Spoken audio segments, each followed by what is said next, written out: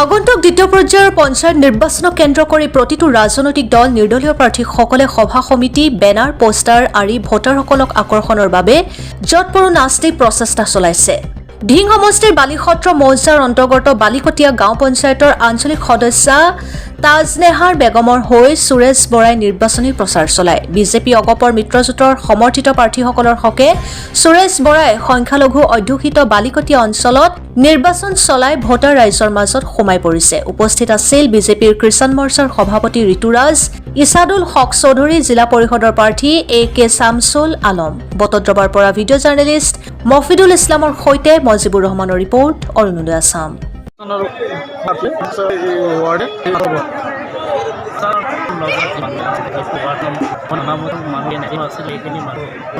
মোৰ মিটিং মানুহ মোৰ দলখন পাৰ্টি আছে, জনপাৰ্টি বাহিৰৰ দল আৰু দলৰ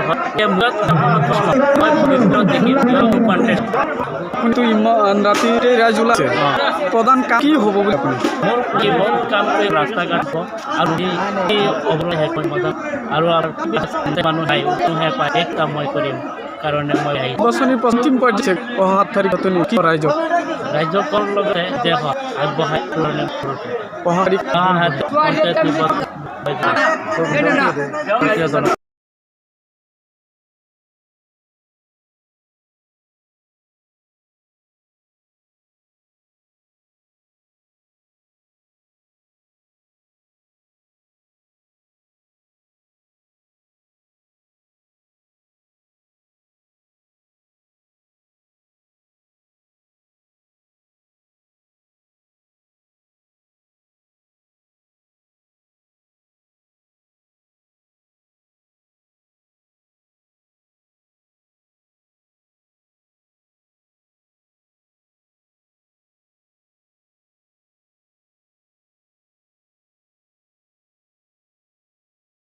সংখ্যালঘু এৰিয়াত প্ৰৱেশ কৰি আপুনি নিৰ্বাচনী প্ৰচাৰ চলাই আছে, কি ক'ব? মানে এইটো এটা আমাৰ কাৰণে এটা ভাল খবৰ। ভাৰতৰ প্ৰধানমন্ত্ৰী শ্ৰীযুত নৰেন্দ্ৰ মোদী ডাঙৰীয়াই সবকা সাথ সবকা বিকাশ শ্লোগানেৰে যি ধৰণে সকলো শ্ৰেণীৰ ৰাইজক লৈ কাম কৰিছে, সেই ৰাইজে বুজি পাইছে। আৰু অসমৰ মুখ্যমন্ত্ৰী ডক্টৰ হিমন্ত বিশ্ব শৰ্মা ডাঙৰীয়াই যি উন্নয়ন কৰিছে, সেই উন্নয়ন আহি বলিকটীয়া পাইছে। কোটি কোটি টকা লগাই বলিকটীয়া ৰাস্তা পকা কৰাইছে, বহুত বহলকৈ ৰাস্তা কৰিছে, খুব উন্নত টেকন'লজি দি ৰাস্তা কৰিছে। এয়া দেখি ৰাইজ আজি ওলাই আহিছে। ৰাতি এতিয়া 10:30 বাজিলে, আপুনি চাওক, আপুনি সাংবাদিক মানুহ, 10:30 বজাত আপুনি এফালে চাওক, মহিলা পুৰুষেই পুৰুষ বহি আছে। গতিকে এইটো আমাৰ কাৰণে ভাল খবৰ।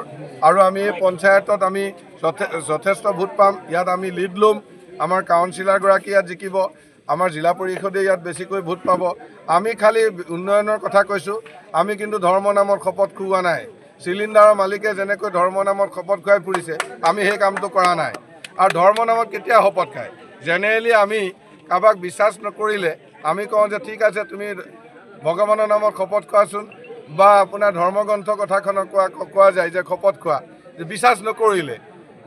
গতিকে এতিয়া চিলিণ্ডাৰ মালিকে মানুহক শপত খাই ফুৰাইছে, তাৰমানে মানুহক বিশ্বাস নকৰে, শপত খুৱাই লৈছে। আৰু আমি তেনেকুৱা নহয়, বিজেপি সেইটো নহয়। আচ্ছা, আৰু এজন আজমল ওলাব বুলি ইতিমধ্যে অখিল গগৈ ডাঙৰীয়াও ক'লে, প্ৰদ্যুৎ বৰদলৈও ক'লে, হয়, কোন হ'ব তেওঁ? সেইটো তেওঁলোকে জানিব। তেওঁলোকেতো মানে দুইজনকে আমি আজমল চাহাবৰ ঘৰত গৈ আপোনাৰ ধুনীয়াকৈ মানে আৰৱৰ খেজুৰৰ সোৱাদ লোৱা আমি আগতে ফুটেজ দেখিছোঁ। চাহাব বুলি কোৱা ফুটেজ টিভিত আছে, আমি টিভিতে দেখিছোঁ। দুইজনকে দেখিছোঁ না আজমল চাহাবৰ লগত।